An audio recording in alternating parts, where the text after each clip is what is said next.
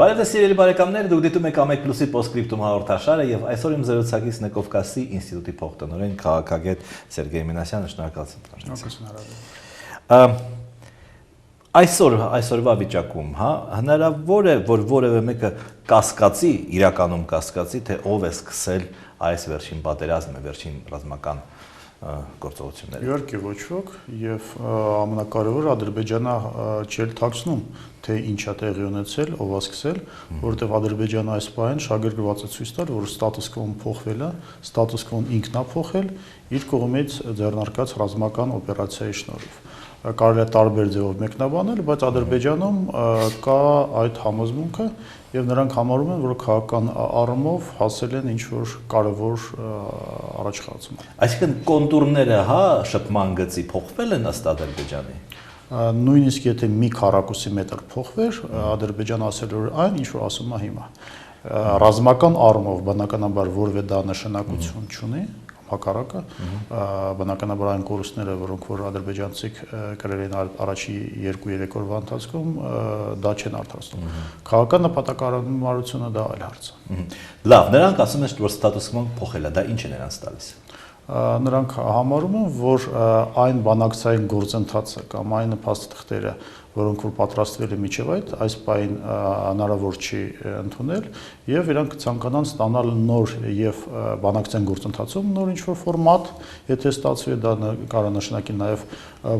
փորձեր Մինսկի խմբի համանախագահների ֆորմատը փոխել, կարծում եմ ապարդյուն, բայց համենայն դեպս։ Բայց ամենակարևորը փորձել ինչ-որ նոր տրամաբանություն մտցնել բանակցային գործընթացում, որը որ կարծում եմ ավելի ոնց որ իրանք կարծում են ավելի նպաստավոր լինի Ադրբեջանի համար։ Իհարկե դա այն դեպքում, եթե այս ասենք հրադադարի ռեժիմը մի քիչ ավելի երկարատև տեղի։ Արդյոք խոսքը կարող է լինել նոր հրադադարի պայմանագրի մասին։ Չեմ կարող ասեմ, ամենայն դեպս այս պահին դրա մասին ինֆորմացիա չկա։ Կարծում եմ համանախագահներից մեկը կոնկրետ մենք գիտենք, որը կփորձի միգուցե որակական նոր փաստաթուղթ առաջարկի, այլ բանը թե բանակցային գործընթացը եւ կողմերի դիրքորոշումը կբերի դրան թե ոչ։ Մեզ ձեռնտու է նոր պայմանագիր, թե մենք պետք է ասենք, որ մենք պետք է շարժենք 94 թվականի պայմանագրը։ Բնականաբար ամեն ինչ կախված նրանից, թե ինչ ֆորմատով դա տեղի կարող ունենա։ Բնականաբար հայկական կողմը պիտի ասի, որ համաձայն միայն երակողմ ֆորմատով Ղարաբաղ, Հայաստան, Լեռնային Ղարաբաղ։ Երբ որ Նազարբաևը կամ Լուկաշենկոն ասում է, որ մենք սատարում ենք Ադրբեջանի տարածքային ամբողջականությանն ուղղված ջանքերին, Ադրբեջանի ջանքերին։ Նրանք գիտեն դա ինչ է նշանակում։ Բնականաբար։ Նրանք հասկանում են դա ինչ է նշանակում։ Քաղաքական գործիչները այդ ֆորմատը շատ լավ հասկանում են, թե ինչ հայտարարություն են նրանք անում։ Նրանք հասկանում են, որ դա նշանակում է այն, որ Ղարաբաղի բնակչության հետ կլինի այն, ինչ որ ադրբեջանցիները արել են ենթադրենք Թալիշ գյուղում։ Ես չեմ կարծում, որ այդ դետալներով, բայց տրամաբանությունը կարծում իրանք հասկանում են, բայց չեմ կարծում, որ դա ինչ-որ կարևոր ու շատ նշանակություն ունի իրանց համար։ Այսինքն այդ հապկի ուրեմն մեր դաշնակիցները եւ ԵԱՏՄ դաշնակիցները իրականում Ադրբեջանի դաշնակիցներն են։ Ես կարծում եմ, որ մեկի համար գաղտնիք պիտի չլինի, այն հանգամանքը, որ Հայաստանը եւ ՀԱՊԿ-ի անդամ եղել էր եւ հանդիսանում եւ Եվրասիական միության անդամը դարձել, ոչ թե նկատի առնելով Ղազախստանի, Բելարուսի կամ Қырғызստանի հետ ինչ որ հատուկ հարաբերություններ, ինչ որ տնտեսական քաղաքական եւ այլ միայն եւ միայն հաշվի առնելով Ռուսաստանի որպես գլխավոր դերակատարի այս ֆորմատները, մնացած բոլոր այդ բաղադրիչները էական չեն։ Այսինքն հնարավոր է կամ պետք է արդյոք վերանայել ՀԱՊԿ-ում կամ ԵԱՏՄ-ում մեր մասնակցությունը։ Ես կարծում եմ դա նշանակություն չունի, որովհետեւ իրականում գլխավոր խնդիրը արդյոք մենք ունենք որևէ ալտերնատիվա այն ռազմաքաղաքական հարաբերություններին կամ ֆորմատին, որը մենք ունենք Ռուսաստանի հետ։ Իսկ արդյոք մենք ունենք։ Դա գլխավոր հարցն է եւ մնացած բոլոր հարցերը դա անցել են եւ այն ասիմետրիկ հարաբերությունները եւ այն մթնոլորտը, որը որ կա Հայաստանում դժգոհությունը եւ բոլոր հասկանալի այդ հարցերը, դա կարելի է հասկանալ, բայց մենք մյուս կողմից ունենք մի փոքր հարց, որի պատասխանը ես չեմ կարողացա գտնել այս բոլոր տասնամյակների ընթացքում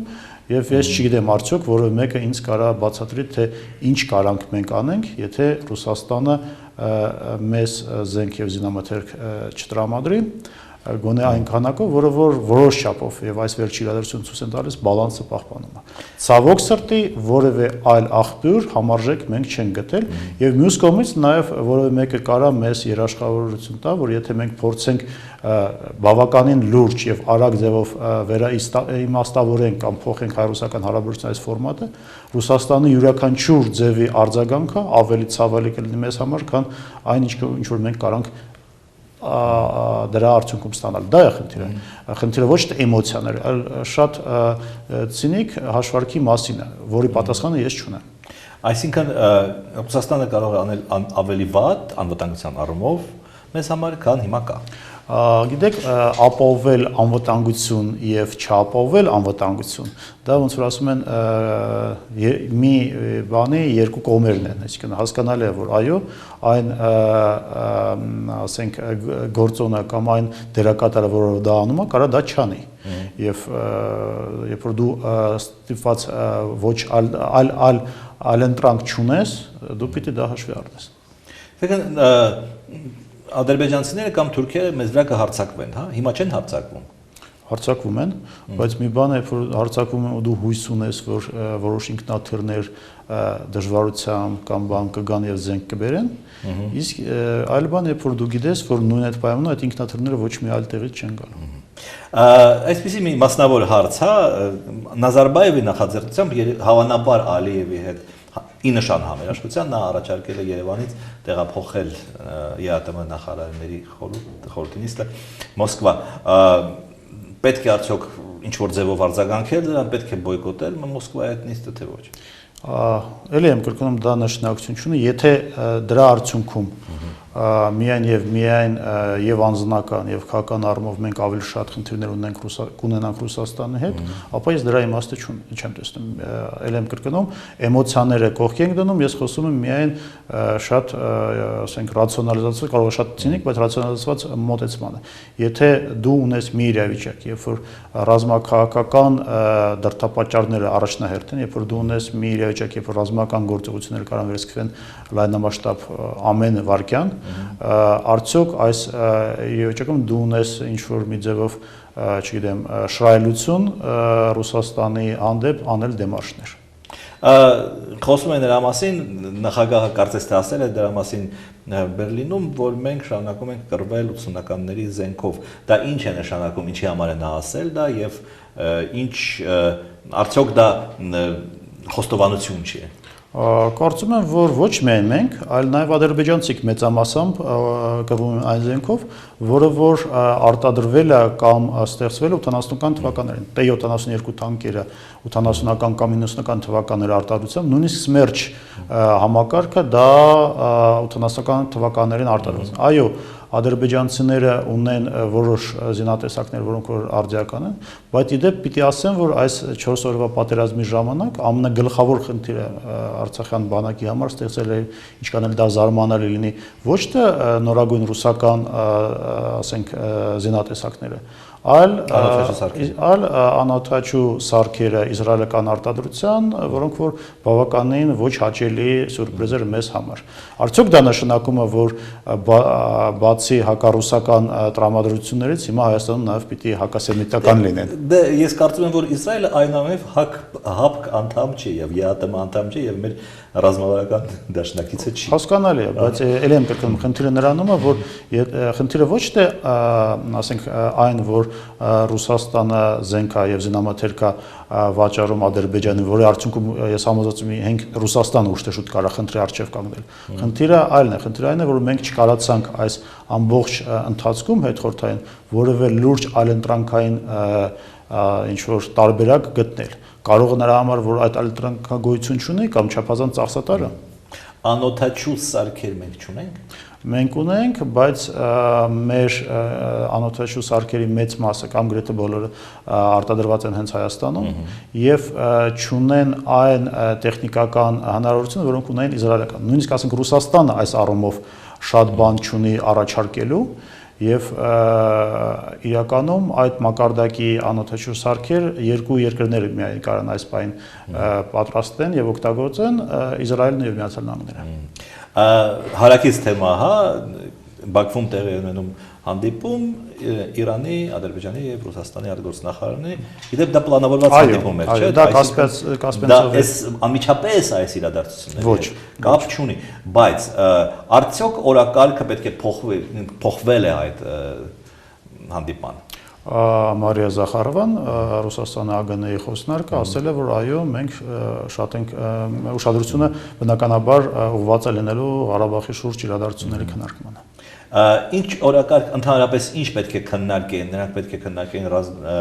տնտեսական համագործակցության խնդիրները։ Կասպիան ծովի հետ կապված հարցեր են իրանք պատրաստվում են քննարկել, բարձը հիմա շեշտադրումը փոխված կլինի։ Ինչպիսին է Իրանի դիրքորոշումը այս իրավիճակի հետ կապված։ Կարծում եմ Իրանի դիրքորոշումը առանձնատուկ չի փոխվել իր ավանդական դիրքորոշումից։ Այո, Իրանը ընդհանուր առմամբ հակված էր այն ստատուս քվոյի պահպանման, որը գոյություն ունի, աշխարհագրական եւ քաղաքական, եւ չեմ կարծում, որ առանձնատուկ Իրանի դիրքորոշումը փոխվել է։ Այսօր հիշեցնում են առաջին նախագահի խոսքերը, որ Լեռնային Ղարաբաղի անկախության հարցում մենք դաշնակիցներ չունենք, որը նա գրել է իր հայտնի հոդվածում 97 թվականին եւ մոտավորապես նույնը նաեւ ասել է ներկայիս նախագահ Սերժ Սարգսյանը, որ պատրանքներ պետք չի ունենալ, մենք հզոր հովանավորներ չունենք։ Այսինքն իսկ Ադրբեջանը ունի հզոր հովանավորներ։ Մենք տեսանք, որ Ադրբեջանը ունի միայն մեկ դաշնակից, ուղղակի, ասենք Կապակիստանը, բայց դա մի քիչ ավելի էկզոտիկ տարբերակ է Թուրքիայի մասին, բայց Թուրքիայի համար էլ դա չի հանդիսանում համար մեկ խնդիր, այսինքն Թուրքիան բնականաբար կանի հայտարարություններ, քաղաքական կամ բարոյական աջակցություն կցուցադրի, ռազմատեխնիկական համագործակցությունը միշտ եղել է, բայց ուղղակի ռազմական օգնության մասին, այսինքն թուրքական ռեգուլյար զորքերի մասնակցության մասին բնականաբար այս բան հարցը չի գնում։ Թուրքական հատուկ ջոկատայինները մասնակցում էին այս 4 օրվա պատերազմին։ Ես կարծում եմ, որ թուրքական զինվորականների մասնակցությունը ավելի, ասենք, ավելի մեծ հավանականություն կա օպերացիայի պլանավորման ժամանակ է եղել։ Ես չեմ կարծում իրականում եւ այդ առումով բնականաբար երևի թե իմ մոտեցումը քիչ տարբերվի ավելի այդպես կոչված մեր պաշտոնական եւ ոչ պաշտոնական ավելի շատ պաշտոնական այս առումով կարծում եմ, որ կոնկրետ այս օպերացիաներում չեն մասնակցել կամ եթե մասնակցել են միայն փորձ ստանալու համար, իսկ դա այն չի, որ հենց թուրքերն են սկսել դա անել։ ԻԳԻԼ-ում կրված ադրբեջանցիները գործոն են թե գործոն չեն։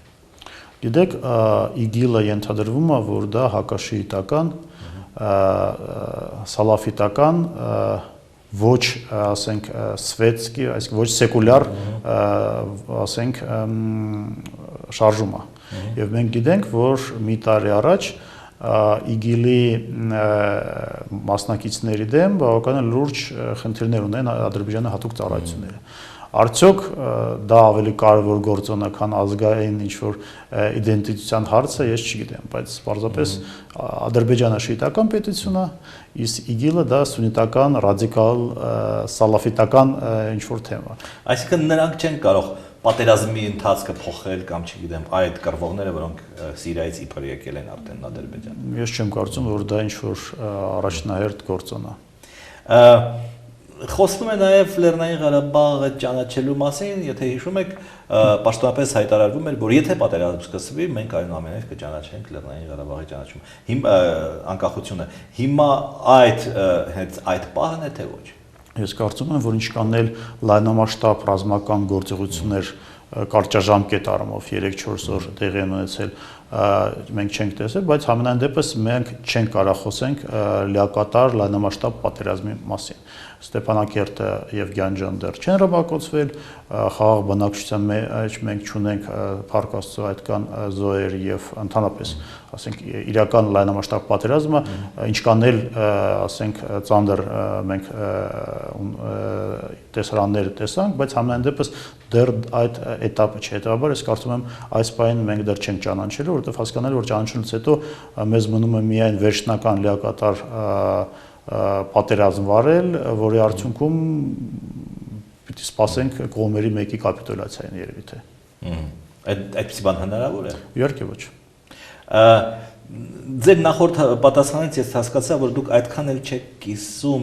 այն շատ տարածված տեսակետը, որ այս կոնֆլիկտը, այս ապրիլի 1-2-ի կոնֆլիկտը հրահրել է Թուրքիան։ Գիտեք, այնպես էր ստացվել, որ մարտի 31-ից մինչև ապրիլի 4-ը ես գտնվում էի Թուրքիայում, Անկարայում միջոցառմանը, որով որ Միացյալ Նահանգների ազգային պաշտպանական համալսարան էր կազմակերպել, բնականաբար գլխավոր խնդիրը ապրիլի 2-ից սկսած դա արցախյան քննարկումներն են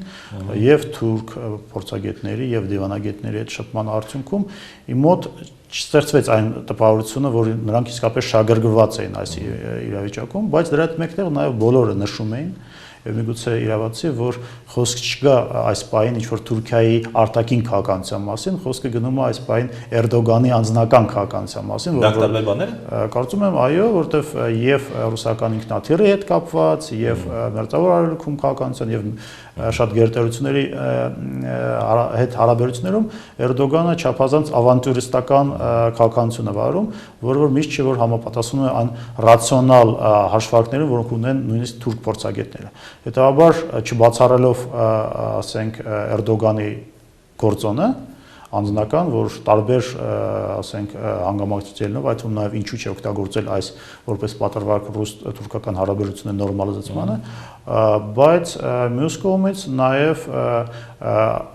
եթե խնդիր ստեղծվեր, ասենք, խոսքին էներգետիկ, ասենք, այն ծավալներին, որոնք գնում են Ադրբեջանի միջով, Թուրքիան դրա մեջ պիտի շահագրգռված չլիներ։ Նաև խոսում է նրա մասին, որ այս ռազմական բախումները սկսվեցին այն ժամանակ, երբ Էրդողանը, Ալիևը եւ Սարգսյանը գտնվում էին, այսինքն վերադառնում էին Միացյալ Նահանգներից եւ իբր Ալիևն ու Էրդողանը չեն ստացել այն, ինչ որ ուզում էին ստանալ Բայդենից եւ Քերից եւ այդ պատճառով նրանք, այսպես ասած, կատաղեցին։ Ես չեմ կարող բացառեմ այդ, ասենք, տարբերակը, բական վարկածը, բայց համենայն դեպս հասկանալի է, որ եթե ոչ որոշումը, այլ հրամանը տրվել էր Ալիևի կողմից Վաշինգտոնում։ Ինչ պետք է տեղի ունենա, որ Ադրբեջանը հարգի այդ փխրուն զինադատարը, որի մասին պայմանավորվել են Հայաստանի եւ Ադրբեջանի գլխավոր շտաբերի ուրեմն ղեկավարները Մոսկվայում։ Առաջինը այն, ինչ որ ցավոք սրտի այդպես էլ չստացվեց, դա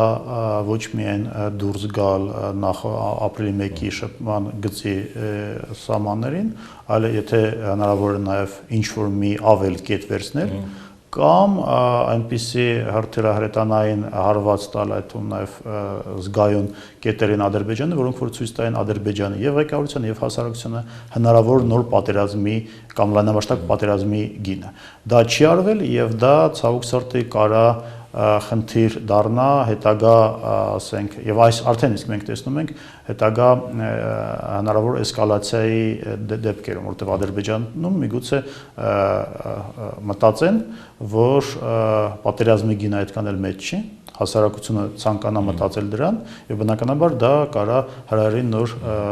այդ թվում նաև լայնամասշտաբ ռազմական գործողությունների վերսկսմանը։ Որպես վարկած խոսում է նաև այն մասին, որ Ռուսաստանն է սրել իրավիճակը եւ նրա նպատակներից մեկը այն էր, որ ԵՏՄ քաշել, այսպես ասած, ներքաշել ԵՏՄ Ադրբեջանը։ Մենք կարանք շատ կոնսպիրատիվական տեսություններ քննարկենք, այդ թվում նաև այս մեկը։ Պարզ է։ Շնորհակալություն հետաքրքիր զրույցի համար։ Սիրելի բարեկամներ, իմ զրուցակիցն էր քաղաքագետ Սերգեյ Մինասյանը, մենք վաղը նորից կհանդիպենք, տեսություն։